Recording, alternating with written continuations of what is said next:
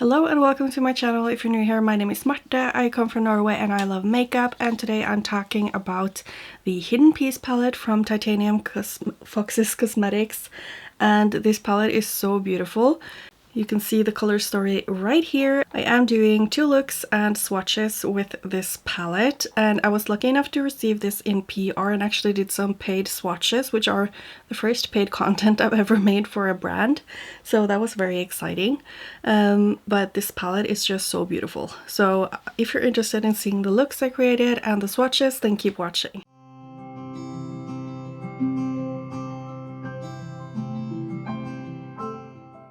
Before I show you the swatches, I just wanted to show you the palette a little bit more close up so you can see how beautiful it is. And I find that you do need some extra lighting just to show off the shifts, because when you put them on the eye, you will definitely see it. Like for example, that orange, it also has like, I feel like you can see it here how warm it is, but then it goes through a gold and kind of yellowy shade. And this one, I feel like you just have to see the look I did when I used it, because that one shows up as more gold and a little bit pink actually, which is just so exciting, and it's just super beautiful. And the teal and blue and the green and purple shade here is just super amazing as well. Same with this one. It's a little bit more fine in the particle size, but it is so unreal glowing. So I really feel like you just have to use these shadows to actually see how stunning they are. But I feel like all the shimmers just are very beautiful. And the matte color story is just up my alley. It's just so perfect for me. It's perfect fall colors with like the green, the mustard, the purple, you have the orange, you have a brown to ground things a little bit more, and the teal, I just love it. Here we have the whole color story, and how pretty is this? It is giving quite summer vibes with, I mean, especially these green blue shades, and then in combination with these more warmer tones, and you can definitely do some kind of sunset look with these shadows. And just look how shifty they are. Especially this first shade here is just, it has my heart. I'm gonna try to show you what I can see. Oh, it is so, it's like magical. I don't even know how it's possible that it's so shifty. Oh, it is so stunning. This one is more of a regular multichrome that you had like when the first multichromes came. It was that kind of color. And I do really love this green one. It has warm and green shifts. And then we have this warm rusty orange. We have a sand yellowy green brown. It's a little bit hard to describe. And then we also have this orange with a gold to green shift. And I particularly like the red warm shift that you have on that shade. And the two last here are purples. You can see they're very different purples. This one is more of a cool toned purple that has a warmer purple to a gold and green shift. And the other one is reminding me a little bit of something else from their palettes. I don't really know what. It's that kind of iridescent with a blue to purple shift, and it probably goes with almost anything in this palette. You can see that the base color on it is, I mean, is it like a taupe-ish kind of base? At least that's what it kind of looks like. But you can definitely just see how shifty and beautiful all of those shimmers are. And I love the matte selection. It goes from light to dark, and there's just so many colors to choose from, so you can do a lot of different looks with this palette.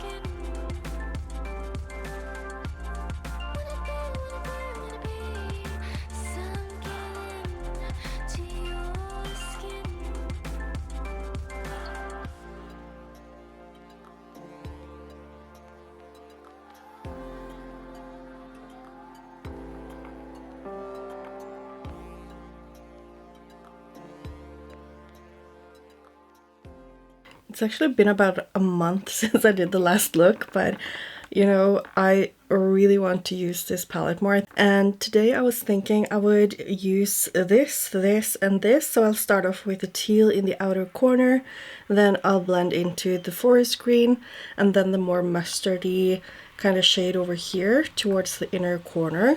So it will be a little bit of a deeper look, especially since I'm planning to use this green, blue and purple multichrome.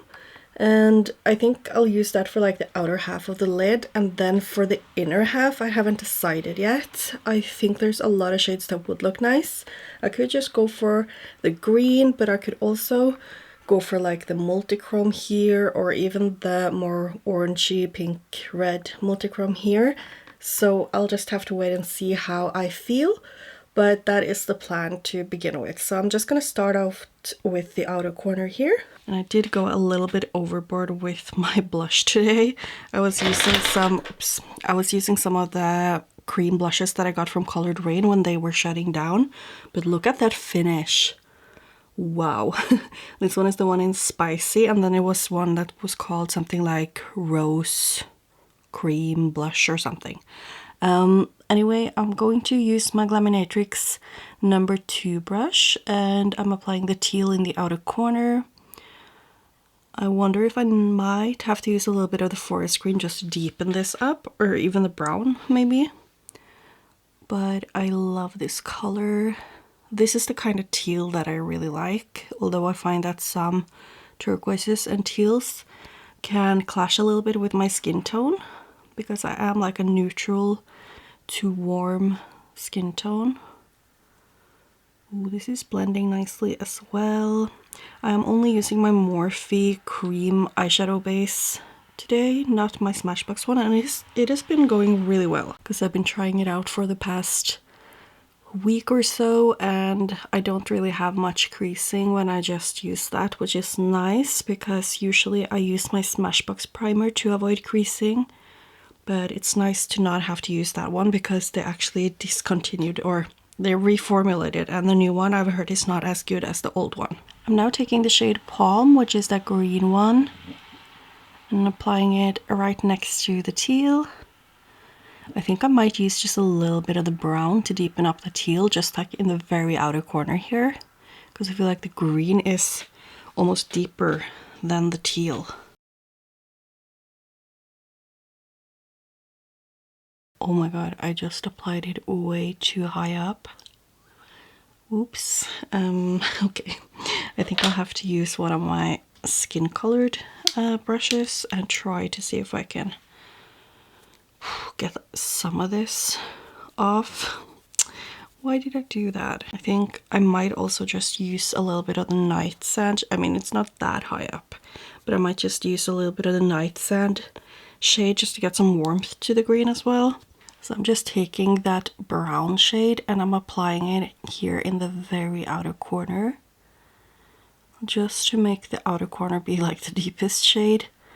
That's where I want the most depth. I think that's working really nice.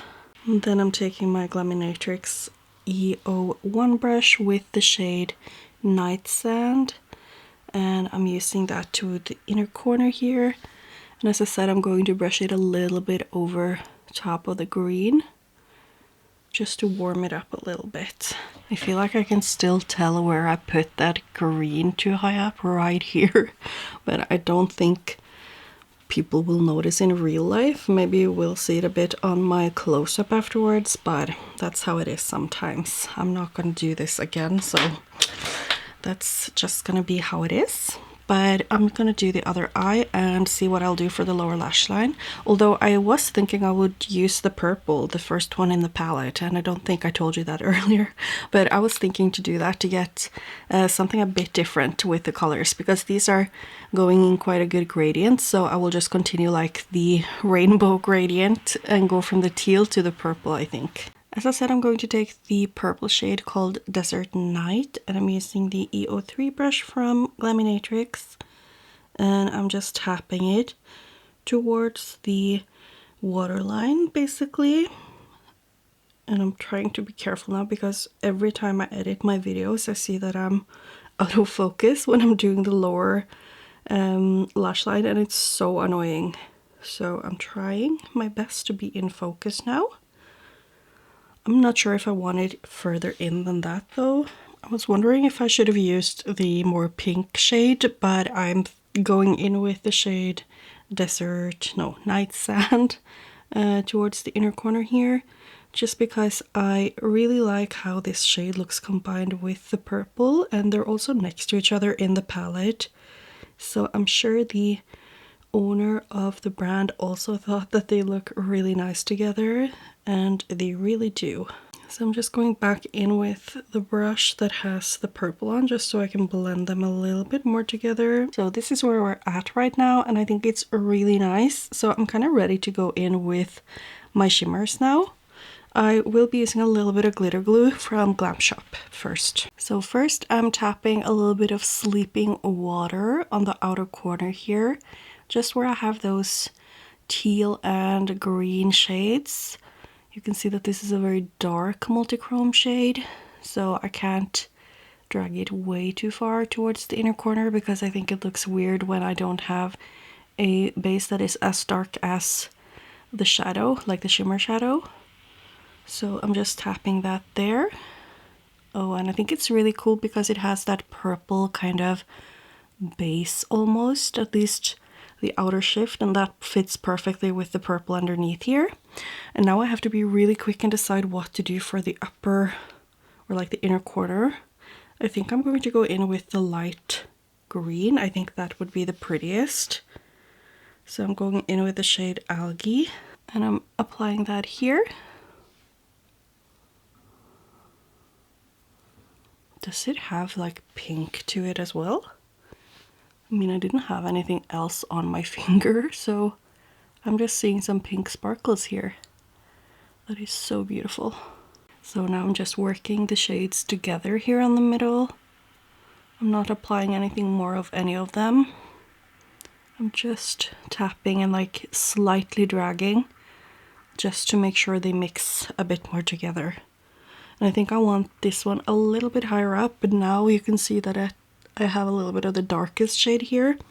So I will just do that when I'm doing the other eye instead, so that I don't get it too dark. But I'm really liking how this is looking. And again, I'm feeling like doing something for the lower lash line, and I was thinking maybe the orange, because it has like this warm kind of glow to it. So I think that would just really amplify this shade and create a little bit of contrast to the more cooler tones over here, but you still have some of the warmth here. So that's what I'll do. I'll probably do it off camera though and show you the close-up of the look.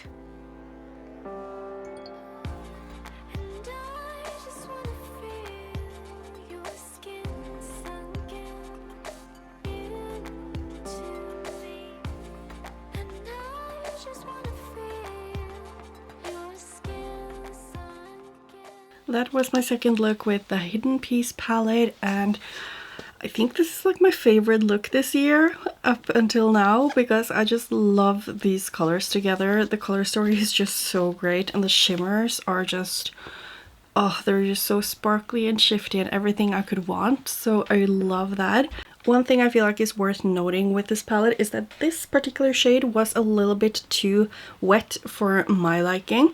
So for me, I just took a piece of paper, and usually I just take something like a concealer like this, and I'm sorry about my squeaky chair, but I just use something like this, and then I push on it, and the paper will just absorb the excess liquid that is in the shadow.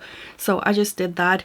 I think I just did it like once, but I will definitely do it more because I still feel like it's a little bit too squishy for my liking.